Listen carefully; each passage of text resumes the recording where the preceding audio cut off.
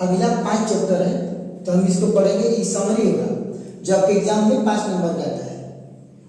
तो देखिए epithet, epithet मतलब होता है कि ऐसा कोई भी व्यक्ति जिसकी मृत्यु जहाँ पर हो गई हो, यानी कि इसको मतलब दफनाने वाला को बोलते हैं। जहाँ पर जिस व्यक्ति की मृत्यु हो, जहाँ दाह संस्कार किया जाता है, उसको एपिटेट बोला जाता है। An epitaph is a short poem.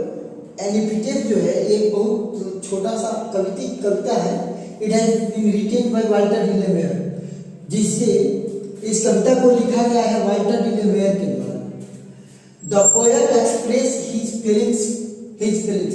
कवि जो है अपने भावनाओं को इस चैप्टर में व्यक्त कर रहे हैं। इस समरी के माध्यम से कवि जो है वाल्टर डिलेमेयर अपनी भावनाओं को व्यक्त कर रहे हैं।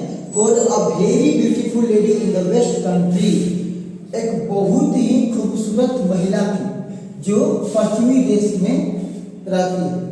वैसे तो पश्चिमी देश में बहुत सारी खूबसूरत महिलाएं रहती हैं, लेकिन कवि जो है एक खूबसूरत महिला को देखे हैं जो उनको मतलब कि भाग गई है, और उसी का वर्णन कर रहे हैं, उसके बारे में बता रहे हैं कवि।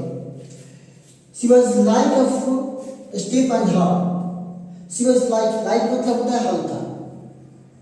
हल्का का मतलब कि उसका जो दिल था वो हल्का था। स्टीफ एंड हार्ट कहने का मतलब ये है कि वो जो लड़की थी बहुत ही कम उम्र में ही वो मर गई थी। यानी कि वो जो दिल था ना उसका बहुत हल्का था, कमजोर दिल के रहने वाली लड़की थी। कवि का कहना ये है। आगे देखिए, her beauty was very attractive but it is short lived. उसकी जो सुंदरता थी वाज वेरी अट्रैक्टिव, बहुत ही आकर्षक थी, बट लेकिन इट इज शॉर्ट लिव्ड, लेकिन वो ज्यादा समय तक जीवित नहीं रह पाई। There is no way to save beauty from destructions. There is no way, कोई तरीका नहीं है, टू सेव ब्यूटी, सुंदरता को बचाने के लिए, फ्रॉम डिस्ट्रक्शन से, बर्बाद होने से। कवि का कहना यह है कि सुंदरता को कोई नहीं बचा सकता उससे बर्बाद होने से।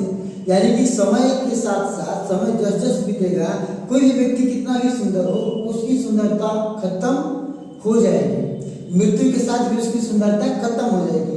कवि का कहना यही है कि देयर इज नो वे, कोई तरीका नहीं है, टू सेव ब्यूटी, सुंदरता को बचाने के लिए, फ्रॉम डिस्ट्रक्शन से, बर्बाद होने से।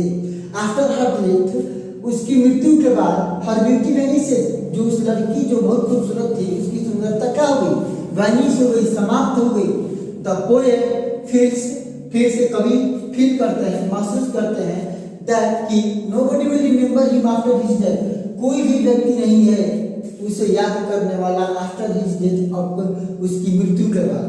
देखिए कवि का बात भी सही है, यानी कि ऐसा कोई भी व्यक्ति नहीं है जिस व्यक्ति की मृत्यु हो जाए तो उसे कोई नहीं याद करता।